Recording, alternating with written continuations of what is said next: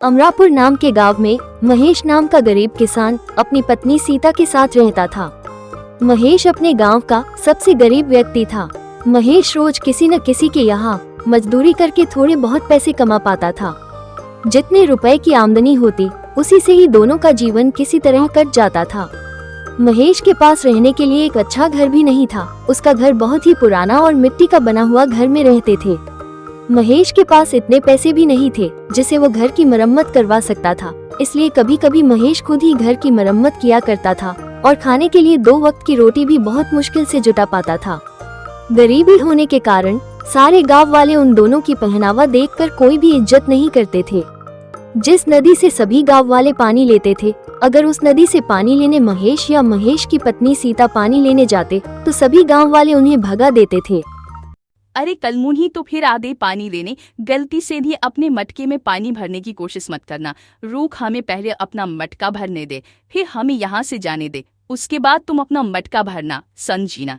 सीता चुपचाप सारी बातें सुनती है और किसी को कुछ नहीं कहती है।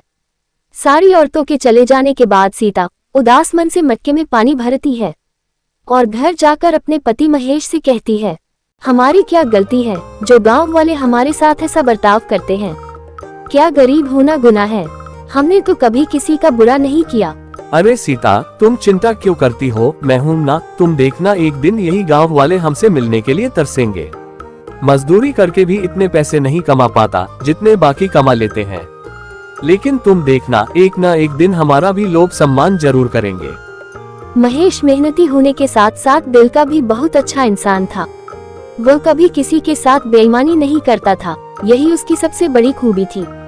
बारिश का मौसम होने के कारण एक रात आंधी के साथ साथ बहुत जोरों की बारिश होने लगी।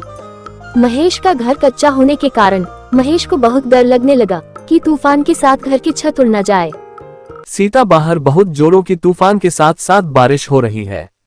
मुझे लगता है हमारे घर की छत ज्यादा देर तक नहीं टिक पाएगी। जी मैं बोल रही थी, हमारे पास जो भी जरूरी सामान है न, उसे हम एक बोरे में भरकर आपके भैया रामलाल के यहाँ दे आते हैं। हाँ, तुम सही बोल रही हो। चलो जल्दी जल्दी हमारे जरूरत के सामान को एक बोरे में भर देते, फिर भैया के यहाँ चलेंगे। महेश और उसकी पत्नी कुछ जरूरी सामान को एक बोरे में भरकर कुछ दूर अपने भाई के घर जाने लगते हैं। महेश के भाई का घर पक्का मकान था। भैया, अरे ओ भैया, दरवाजा खोलो, कुछ काम है। क्या हुआ? इतनी बारिश में यहाँ क्यों आए हो? भैया, तुम्हें मेरे घर का हाल तो पता ही है। सारा सामान पानी में भीग न जाए, इसलिए मैं कुछ अपना जरूरी सामान तुम्हारे घर में रखना चाहता हूँ।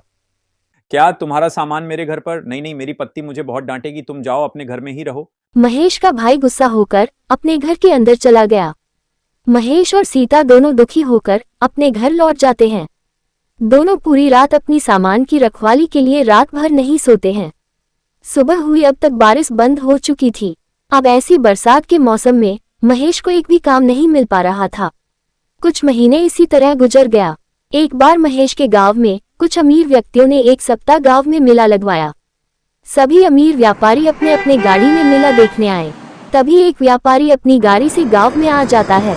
तभी अचानक जोर जोर से बारिश होने लगती है। रास्ता गीला होने के कारण उस व्यापारी की गाड़ी कीचड़ में फंस जाती है।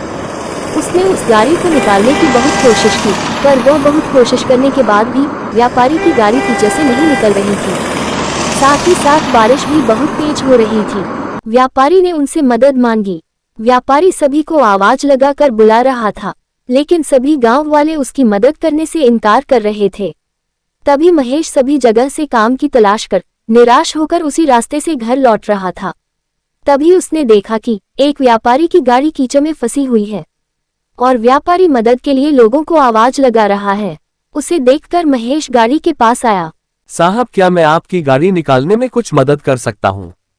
क्या? हाँ बिल्कुल भाई, बिल्कुल। मैं तो तभी से लोगों को मदद के लिए आवाज दे रहा हूँ, पर कोई मदद करने को तैयार ही नहीं है।